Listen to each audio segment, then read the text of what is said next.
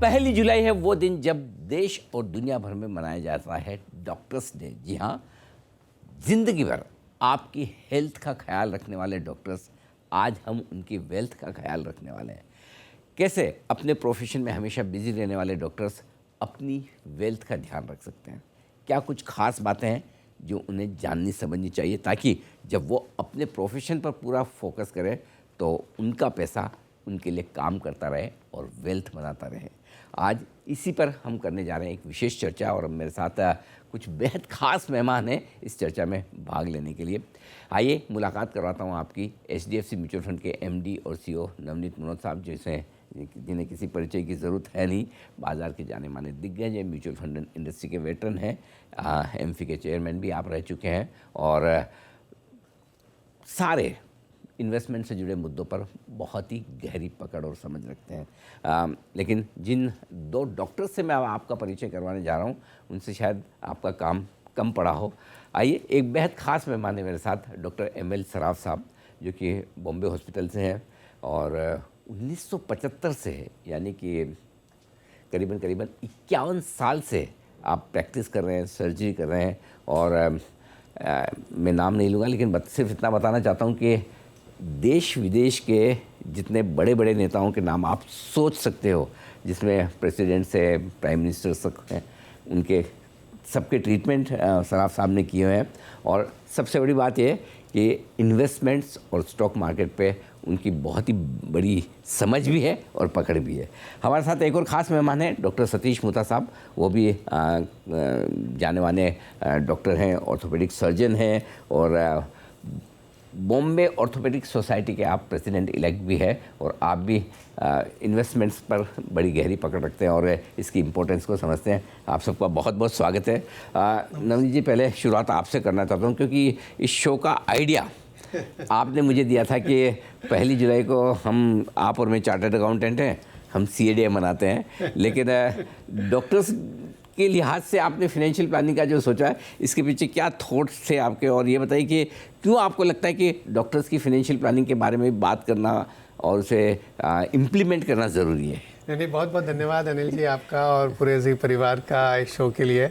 और मैं तो ये कहूँगा कि 1 जुलाई जहाँ हम चार्टर्ड अकाउंटेंट डे मनाते हैं, लेकिन ये वो अवसर भी है जहाँ पर हम सभी डॉक्टर्स के प्रति अपनी कृतज्ञता व्यक्त कर सकते हैं और उनको बहुत बहुत धन्यवाद और साधुवाद कह सकते हैं पूरी मानवता की सेवा करने के लिए, राष्ट्र की सेवा करने के लिए। और इतनी मेहनत लगती है अनिल जी, हमने तो CA किया, हमको लगता है कि मेहनत लगती है, लेकिन आप डॉक्टर्स का सोचिए, राइट फ्रॉम द एंट्रेंस से लेके MBBS MD DM, मतलब एक जीवन कितना मेहनत से और धैर्य से वो आगे बढ़ते हैं, और उसके बाद पूरे जीवन इतनी धैर्य के साथ, इतनी मेहनत के साथ, इतने अनुशासन के साथ वो जिस तरह से अपनी प्रैक्टिस करते हैं, तो मुझे लगता है कहीं ना कहीं बहुत ज़रूरी है, हमारा एक कर्तव्य बनता है कि उस समाज के प्रति, उन लोगों के प्रति हम क्या कर सकते हैं उनकी वित्तीय सुरक्षा के लिए, जब वो हमारे स्वास्थ्य का ध्यान रखते हैं, शारीरिक स्वास्थ्य का और मानसिक स्वास्थ्य का, तो उनको वित्तीय स्वतंत्रता के लिए, उनकी वित्तीय सुरक्षा के लिए, उनको एक अच्छी संपत्ति और समृद्धि अर्जित करने के लिए हम क्या कर सकते हैं। तो इसके पीछे ही हमारा एक ये wealth wise investor education programme का आइडिया था। पूरे देश में हम अलग अलग जगहों पर जो फिजिकल इवेंट तो कर ही रहे हैं डॉक्टर्स के साथ और उनके परिवारों के साथ, लेकिन आपका बहुत बहुत धन्यवाद कि हम इस संदेश को बहुत ज़्यादा लोगों तक पहुँचा पा रहे हैं। बिल्कुल, और बहुत ही नोबल प्रयास आप ये जो कर रहे हैं, तो हमने सोचा कि आपसे मुलाकात की जाए। और जब इस शो का जब आपने आइडिया दिया, ख्याल आया, तो हमारे पास 2 ऑप्शन थे। एक तो हम यंग नए डॉक्टर्स को बुलाते और उनसे डिस्कशन करते हैं भाई कि हम आपकी फाइनेंशियल प्लानिंग करेंगे, ऐसे करेंगे, वैसे करेंगे। दूसरा ये था आइडिया कि कुछ ऐसे डॉक्टर्स को बुलाएं जो थोड़े सीनियर हैं, जिन्होंने खुद ने अपनी फाइनेंशियल प्लानिंग की है, सक्सेसफुल हुए हैं। तो दोनों में बड़ा ट्रिकी है। तो हमने सोचा कि आप और हमें देख के शायद समझे ना समझे, जो उनके प्रोफेशन के आइडियल हैं, आदर्श हैं, अगर उन्होंने कुछ अच्छा किया तो उनसे ज़्यादा अच्छे से समझेंगे। इसलिए हमने डॉक्टर सराफ साहब को हमने आमंत्रित किया। सर, आप ये बताएं, आपको तो जब जितनी हमारी उम्र है उसके लगभग आप प्रोफेशन में प्रैक्टिस कर चुके हैं। आपने कब शुरुआत की इन्वेस्टमेंट्स की, और आपको कब लगा कि वाकई में सिर्फ प्रैक्टिस से या प्रोफेशन से पैसा कमाना सफिशिएंट नहीं है, मुझे वाकई में फाइनेंशियली इंडिपेंडेंट भी होना चाहिए और इन्वेस्टमेंट भी करना चाहिए? सर, इस प्रोफेशन में इनिशियल पार्ट में कमाई कम होती है, मेहनत ज़्यादा होती है, तो पैसा थोड़ा महंगा लगता है और कमाया हुआ पैसा थोड़ा प्रेशियस लगता है। उस समय इमरजेंसी था, इंदिरा जी की चल रही थी और ज़मीन के दाम बहुत कम थे, तो मैंने सोचा एक नर्सिंग होम खरीद लें। नर्सिंग होम खरीदेंगे तो शायद बांध भर जाएंगे तो बाद में अच्छा रहेगा। पर जब मैं पूछने गया, देखने गया, तो सब लोगों ने कहा तुम कहाँ फंस रहे हो। 3 बात है, मेहनत की कमाई है, हिंदुस्तान में इन्फ्लेशन होते जाता है, इन्फ्लेशन होगा वैसे वैसे आपकी पैसे की कीमत कम हो जाएगी। अगर आपने पैसे ऐसी जगह डाल दिए जहाँ कुछ इनकम नहीं होती उसमें, तो धीरे धीरे आपकी इनकम भी कम होती गई। करेक्ट। तो आप कमाओगे एक तरफ और डालोगे दूसरी तरफ। नर्सिंग होम से में ट्रेंड चेंज हो रही थी। लोग पसंद करते थे 5 star nursing homes, correct, multi speciality, less risks on the lines of US और UK, as opposed to tiny nursing homes, whom in those days my professors from the US used to call death holes. अच्छा। Because उनमें कुछ facility नहीं होती थी। जैसे हमारे घर में फैसिलिटी है वैसे छोटी मोटी फैसिलिटी होती थी, न कि जो 5 स्टार होटल में मिलती है। करेक्ट। तो हम देखते हैं कि घर की फैसिलिटी और 5 स्टार होटल की फैसिलिटी अलग है। वैसे ही नर्सिंग होम की फैसिलिटी और एक मल्टी स्पेशलिटी हॉस्पिटल की फैसिलिटी अलग है। बट मल्टी स्पेशलिटी हॉस्पिटल की कॉस्ट क्या है? एवरेज बेड की कॉस्ट आती है 15 लाख रुपया और रनिंग कॉस्ट आती है करीबन 3,000-4,000 रुपया रोज का। मैं सोचा कि मैं पैसे तो इसमें डाल दूंगा, पर ये मैनेज करूंगा क्या? कर तो नहीं पाऊंगा। अगर करूंगा तो प्रैक्टिस नहीं कर पाऊंगा। नया नया था, पेशेंट चाहता है उन्हें समय दो, हम चाहते हैं कि हम और अब्रेस्ट रहें with everything in the world. तो उस पोजीशन में ये एडमिनिस्ट्रेशन में कहाँ फंस रहा हूँ? करेक्ट। जो फंस गए वो सक्सेसफुल भी हुए, कई डूब भी गए। मेरे क्लास में पढ़ता था नीतू मान के, very promising cardiac surgeon, yes, but I suddenly found that he was building a huge big hospital. तो मेरे मन में जेलसी हुई, देखो वो बना रहा है, मैंने नहीं बनाया। कुछ दिन और उसकी ओबिचुरी आई, मतलब देखो कैसे बच गए। वो टेंशन वो संभाल नहीं पाया। जो हॉस्पिटल चलाने का 10 सीरियस पेशेंट है संभाल पाते हैं, लेकिन अगर एक हॉस्पिटल चलाना है और कल वार्ड बॉयज आएंगे कि स्ट्राइक पे है, तो नर्सेज की कमी है, वो पेशेंट सीरियस हो गया तो रात में जूनियर डॉक्टर पहुंचा कि नहीं, ये टेंशन में वो मर गया। अरे बाप, सही बात है। तो ये देयरफॉर मुझे ये समझ में आया कि नर्सिंग होम में नहीं, तो मैंने सोचा क्या कर सकते हैं पैसे का। Do we invest? If we invest, we are doctors, हमें एक्सपर्टीज है मेडिकल ट्रीटमेंट की, राइट, बट फाइनेंशियल ट्रीटमेंट की एक्सपर्टीज तो नहीं है। तो चूंकि हम चाहते हैं कि लोग हार्डवेयर के पास नहीं जाएं, झाड़ा नहीं लें, घर का इलाज नहीं करें, करेक्ट, हमारे पास आए, तो वो क्यों नहीं चाहेंगे जो फाइनेंशियल एक्सपर्ट्स है तो कि उनके पास पैसा दिया जाए। बिल्कुल ठीक बात है। सो हॉस्पिटल की एडवांटेज थी कि it is a jumping board for you to practise, but with dead investment, difficult management, forgetting your zenith of your career, devoting time to the development of that. Jumping board तो मिल गया पर वो pick नहीं मिलती है, correct, जो चाहते थे। Second one is to give money to the experts like Navneet, and you do whatever you feel like कि आपका जो गोल है लाइफ में वो अचीव करते जाओ, रोज ऊंचा देखते जाओ, क्या बात है, आगे बढ़ते जाओ। और शायद कोई दिन कोई ऐसी चीज मिल जाए जो वर्ल्ड कभी भूलेगा नहीं। करेक्ट, बिल्कुल ठीक बात है, बिल्कुल। तो मुथा साहब, आपने बहुत काफ़ी समय पहले से इक्विटी इन्वेस्टमेंट शुरू किया, राइट? जनरली डॉक्टर्स करते नहीं हैं, कम करते हैं, बहुत कम करते हैं। तो आपने कैसे सोचा, कहाँ से शुरुआत की है और आपकी क्या लर्निंग्स रही वो ज़रा समझाइए। फॉर्चुनेटली मैं एक फैमिली से आता हूँ जहाँ बहुत सारे चार्टर्ड अकाउंटेंट्स हैं। अच्छा। पिताजी की बहुत इच्छा थी कि मैं सीए बनूं, लेकिन मैं बन गया डॉक्टर, तो बड़े दुखी थे वो। बट जैसे जैसे आई गॉट इनटू प्रैक्टिस और थोड़े थोड़े पैसे आने लगे, इनिशियली तो सारे पैसे प्रोफेशन में इन्वेस्ट हो गए। बट फिर हमको लगा कि अभी जैसे पैसे आते तो एडवाइजर्स भी आने लगते हैं सब तरह के, सो ये कीजिए वो कीजिए, so we all started with what everybody starts, mutual funds. हमने अपने SIPs चालू किए, फैमिली के नाम पे चालू किए, चलते रहे। बट हमारे प्रोफेशन में जैसे मैं कहूँगा सर, जैसे मैच्योर लोग बहुत कम है, लेकिन ज़्यादातर लोग इतने ऑक्यूपाइड है हमारे बिजनेस में, हमारे प्रोफेशन में, कि थोड़ा टाइम मिलता है, और जब फ्री टाइम मिलता है तो वो टाइम जो स्ट्राइक होता है और एड्रेनलिन बहुत चाहिए होता है सब। तो किसी ने बोल दिया अरे ये इसमें तो डबल हो गया, तो तुरंत फोमो हो जाता है। मिलता टाइम तो बहुत कम है, वो पढ़ तो नहीं पाते कंपनी के बारे में, चलो ठीक है इसने बोला ठीक ही होगा कर दो, फिर वो भी भूल जाते, हम भी भूल जाते। एक दो बार कभी देख लिया, अच्छा लगा तो चलो रहने दो, फिर नीचे गया तो अभी क्या करना है, रहने दो। सो वो एड्रेनलिन का एक फेज आई थिंक हर एक के लाइफ में हम लोग का आता है अराउंड 40-45, और फिर आई थिंक जब थोड़ा और अंडरस्टैंड करते हैं मार्केट को, और अभी तो बहुत सारा इन्फॉर्मेशन थैंक्स टू आपके जैसे चैनल्स, और स्पेशली आप जो इतना अच्छा से हमारे लैंग्वेज में एडुकेट करते हो, एंड यूट्यूब पे सारा कंटेंट है, थोड़ा समझने लगा है जी। तो ये एड्रेनलिन ज़्यादा काम नहीं करता है। It is better to leave it to experts, और म्यूचुअल फंड्स में ही ज़्यादा से ज़्यादा हम लोग अभी इन्वेस्ट करने लगे हैं। लेकिन अभी भी इच्छा होती है कि थोड़ी एड्रेनलिन रहे, तो उसके लिए हम चाहते कि नहीं वो होना आप जैसे एडवाइजर्स हमको एडवाइस होने से क्या आपकी ट्रैकिंग पोर्टफोलियो की प्रॉपर हो जाती है। सिर्फ हम चाहते हैं कि हमें थोड़ा स्पून फेड किया जाए। बिल्कुल ठीक बात। तो इसी पे नवनीत जी से मैं जरा राय लेता हूँ।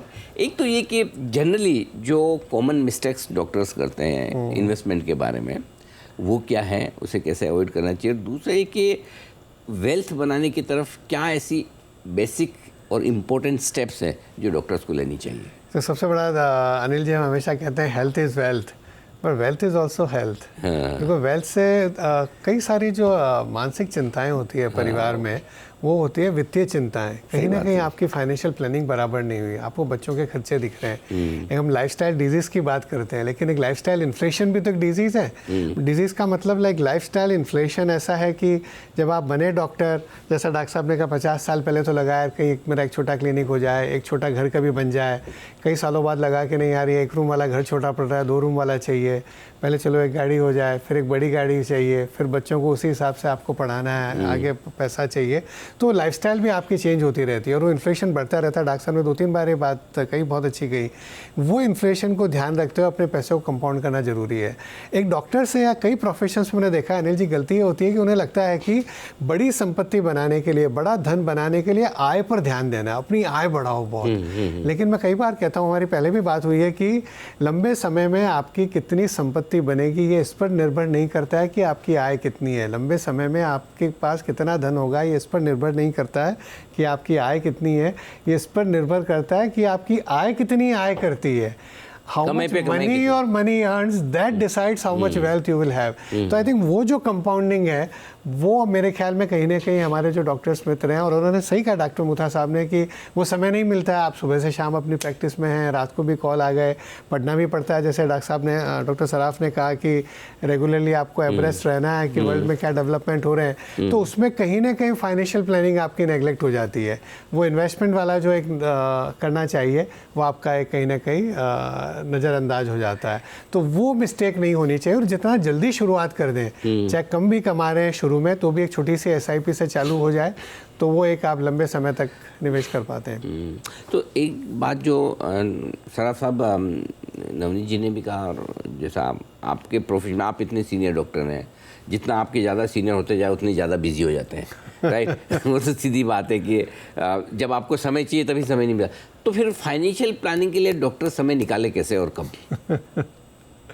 सर फाइनेंशियल प्लानिंग उसको करनी ही नहीं चाहिए, क्योंकि अगर पेशेंट मेरे पास आया और उसने कहा देखो सुबह मेरे पास 4 फ़ोन आए थे, एक ने कहा तुम गर्म पानी पियो, दूसरे ने कहा तुम बर्फ़ का पानी पियो, तीसरे ने कहा पानी नहीं पीना, पानी से नुकसान होगा, तो मैं कौन सा करूं?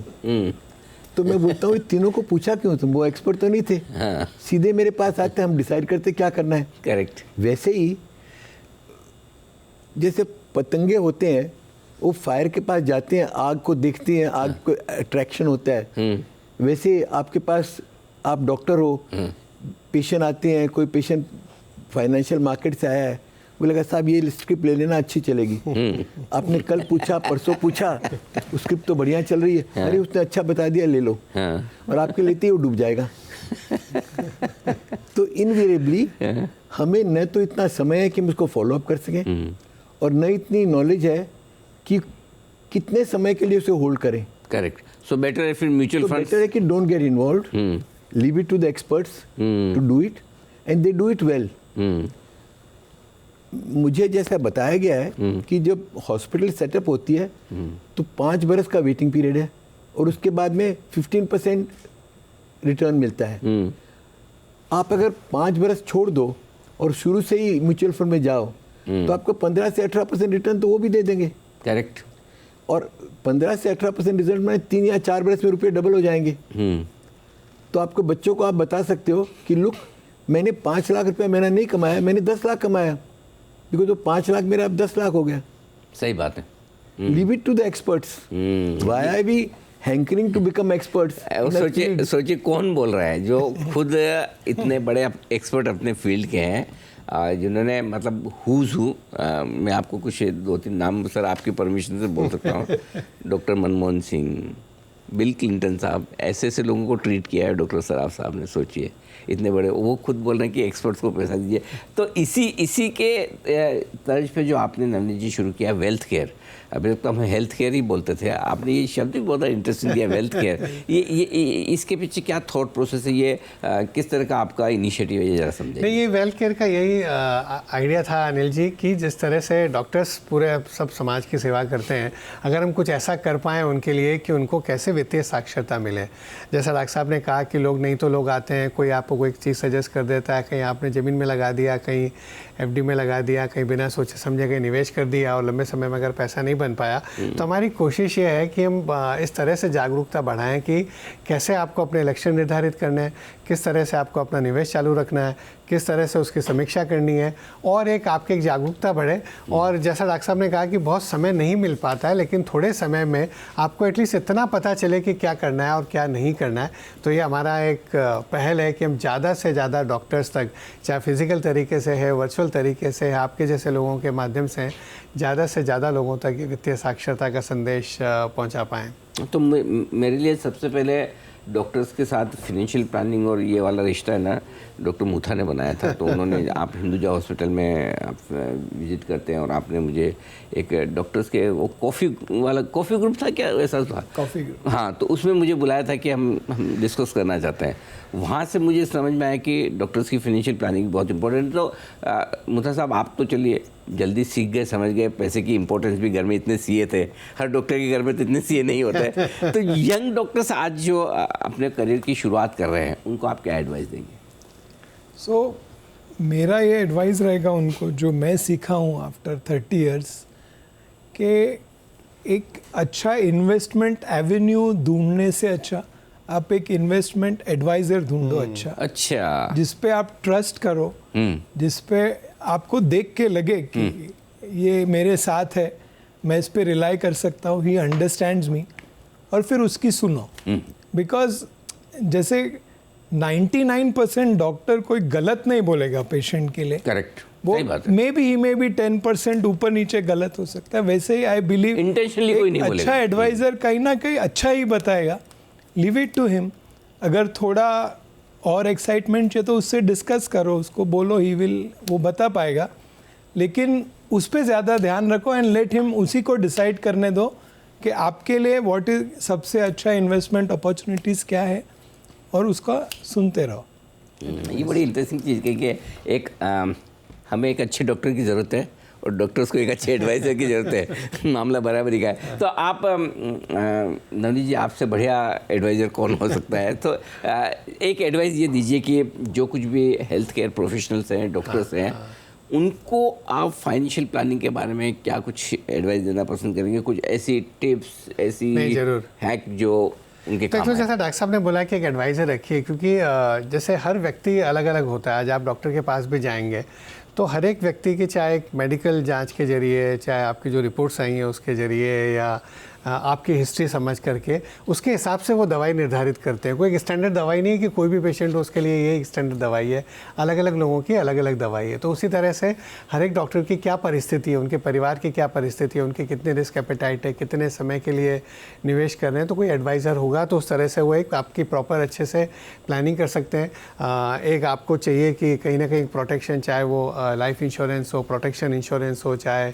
मेडिकल इंश्योरेंस हो, वो भी ज़रूरत है। और बाकी ज़्यादा पैसा जो आपका वो SIP के जरिए बढ़ते रहना चाहिए, और उसमें समय की एक बहुत बड़ी भूमिका है और नियमितता की बहुत भूमिका है। अभी ऐसा है कि एक डॉक्टर के पास हम जाएंगे, सर डॉक्टर साहब बीमारी है, डॉक्टर साहब ने बोला कि ये एक गोली आपको 15 दिन लेनी है, और आप बोलो कि मैं 15 एक दिन में ले लूँ ठीक हो जाऊँ, तो नहीं हो सकता है ना।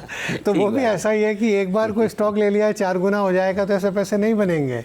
वो कहीं ना कहीं आपको वो नियमितता रखनी है। तो जो हम हमारे लिए लाइफस्टाइल के लिए बता रहे हो कि यार आपको ऐसा डाइट रखनी है, आपको ऐसे खाना है, आपको इस तरह से फिजियो करवाना है, आपको इस तरह से दवाई लेनी है, वैसे के वैसे ही वो एक एडवाइज़र आपका एक अच्छे से प्लान बना देगा, और उसको फिर थोड़े थोड़े समय में उसकी समीक्षा करते रहिए, और बाकी बाज़ार अपना काम करेगा। कई बार मजाक में करता हूँ कि कुछ डॉक्टर्स मित्र होते हैं कि यार आपके बाज़ार में उतार चढ़ाव बहुत रहते हैं। मैंने कहा आप अगर वार्ड में जाते हो या ICU में मॉनिटर पे ECG अगर ऊपर नीचे नहीं हो ना, तो अगर वो स्ट्रेट लाइन है तो अच्छी नहीं है।